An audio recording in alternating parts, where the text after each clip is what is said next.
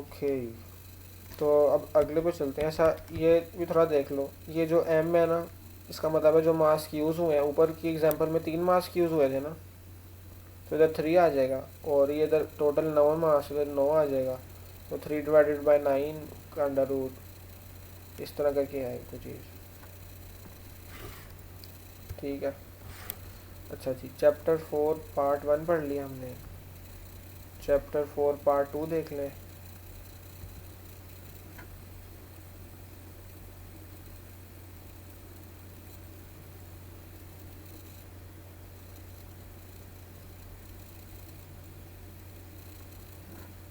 सबसे पहले पेजेस देख लिया।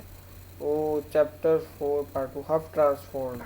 सर हाफ ट्रांसफॉर्म ना, मुझे ऑनेस्टली स्पीकिंग बोलें तो मुझे नहीं आता ये, पता नहीं क्या चीज़ है, लेकिन इसकी स्लाइड से 13 ही है। हाँ जी, खुशखबरी है ना वैसे ये। और ये भी पूरी नहीं है, मतलब 8 या 9 स्लाइड्स हैं सिर्फ इंक्लूडेड। यार शुक्र है यार, बहुत रिलीफ मिला इसे देख के। ये मैं एक्सपेक्ट कर रहा था कि 50-60 ये आगे और होंगी, मगर चलो।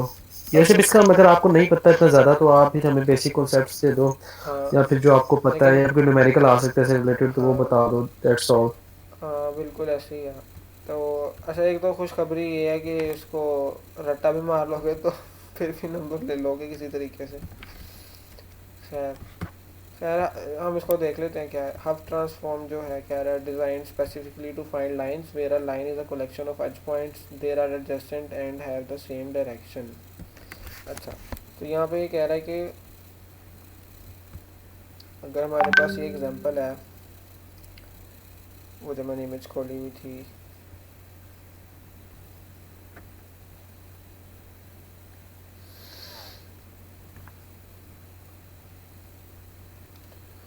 ये कह रहा है अगर मैं चाहता हूँ ना, मुझे सिर्फ इतने हिस्से की ना बाउंड्री लाइन चाहिए, इतने हिस्से की। ठीक है, या आप कह लो कि मुझे सिर्फ 45 डिग्रीज पे जो है ना, क्या नाम है, एजेस, 45 डिग्रीज के एजेस चाहिए।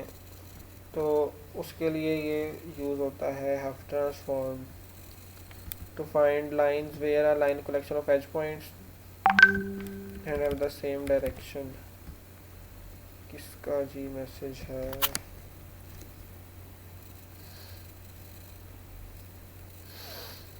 ओके,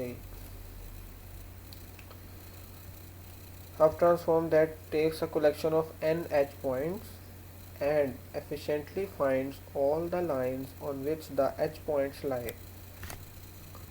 यानी कह रहा है, यार ये सिर्फ यानी कि कनेक्ट करता है ये पॉइंट्स, तो ये कहना चाह रहा है जो एज एज पॉइंट्स होते हैं कनेक्ट करता है, लाइंस बनाता है।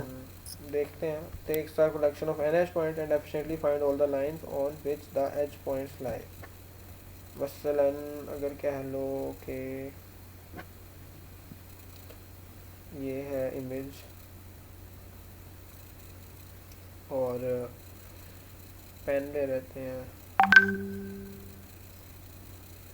सभी हमने क्या पढ़ा था कि एज पॉइंट्स निकालता है ये।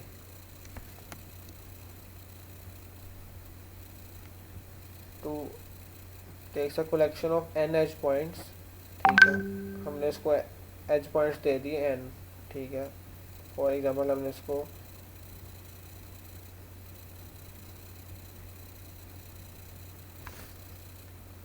एज पॉइंट्स दे दिए, फॉर एग्जांपल ये दे दिए हमने।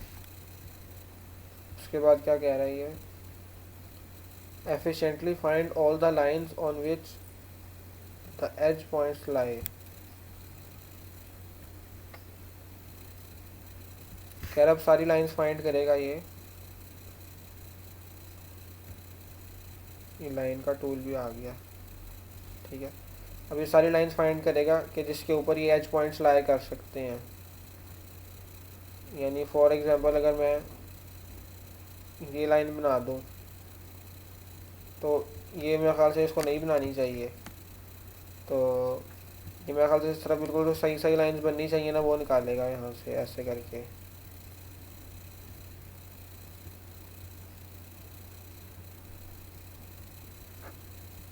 कुछ इस तरह का काम करेगा ये।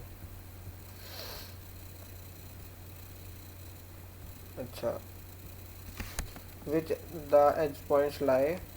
Without the Huff algorithm, it takes about n3 comparisons to compare all the points to all the lines.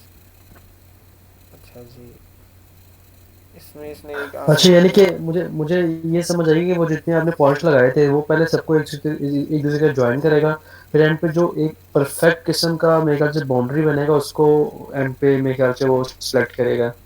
बिल्कुल बिल्कुल बिल्कुल।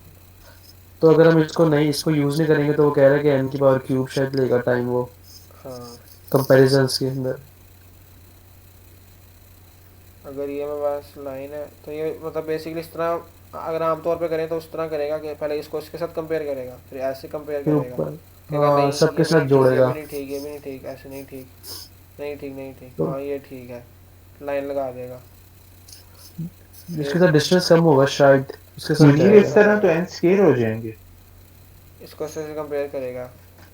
है ना, इस तरह एन स्केयर कॉम्बिनेशन हो जाएंगे।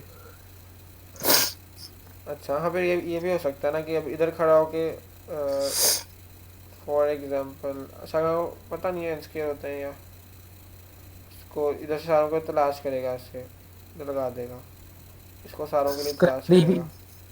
जो सबसे नजदीक होगा मेरे ख्याल से वहीं जाएगा, ये टेक्निकली जाना तो वहीं चाहिए। हाँ, लेकिन मुख्तलिफ केसेस में मुख्तलिफ चीज़ें हो सकती हैं। May B.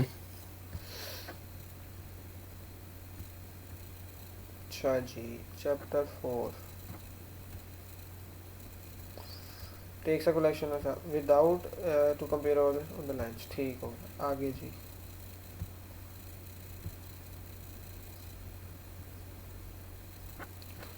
The advantage of Hub transform is that it provides parameters to reduce the search time for finding line with a given SFI point.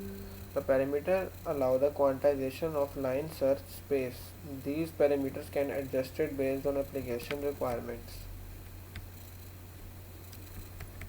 इसने कोई इधर ये फार्मूला यूज़ किया है, इतने फार्मूलाज हम देखते हुए आए हैं, तो ये भी देख लेते हैं फार्मूला। वो एक लोग मुहावरा यूज़ करते हैं कि ये भी किस खेत की मूली है, इस तरह करके। सुना हुआ है। खैर, तो ये भी फार्मूला हम देख लेते हैं क्या है। तो इसमें क्या जी, ये हमारे पास डायग्राम बनाई हुई है, कह रहा है पी ये लेंथ है, ये कोई हमारे पास लाइन ऑफ इंटरेस्ट है जो हम लाइन देखना चाह रहे हैं, सिर्फ वो लाइन को देख रहे हैं। और r cos theta, c sine theta, ये कोई थीटाज हैं, ये थीटा इसका एंगल बन रहा है जहाँ से हम शुरू कर रहे हैं, और रोज़ हैं, कॉलम्स हैं, फिर जो उसमें है क्या नाम है, बेसिकली हमारे जो इधर पिक्सल्स पड़ेंगे ना 0 1 2 3 4 5 6, तो ये जो डेल्टा थीटा ये बताएगा कि हम कितने पिक्सल्स को सपोज कर रहे हैं एज अ वन ब्लॉक। यानी अगर हमारे पास जिस तरह मास्क साइज नहीं था 3x3 का मास्क, ये भी उसी तरह ही कह लो 3x3 का डब्बा है, 4x4 का है, समझ आ गई ना। हाँ जी। और इधर डिग्रीज हैं, इधर अंडरस्कोर 2n है, √2n। The Hough transform works by quantizing p and q, p and theta, तो p और थीटा को यूज़ करके ये ट्रेवर्स करता है अपने इस थ्योरेटिकल स्पेस को। और ये एल्गोरिथम लिखा हुआ था, algorithm consist of 3 primary steps, define the desired increments for every point of interest. Desired increments का मतलब है कि वो जो मास्क साइज 3x3 का रखते हैं ना कुछ इस तरह का, तो ये भी मुझे उस तरह का लग रहा है कि अगर ये p है, ये जो रो है इसको रो बोलते हैं, तो रो जो हमारे पास डिस्टेंस है, अच्छा हम ये डिस्टेंस पे कोई थ्रेशोल्ड की वैल्यू रखेंगे, थीटा की वैल्यू रखेंगे 3 4 5 जो भी रखनी है, डेल्टा की रखेंगे, delta quantize space accordingly. For every point of interest found by edge detector that exceeds some threshold value, plug the r and c into line equation, r and c डालेंगे। For each value of theta in context solve for p निकाल लेंगे। For each p theta pair from step 2, record the rc pair in the corresponding block in the context space that constitute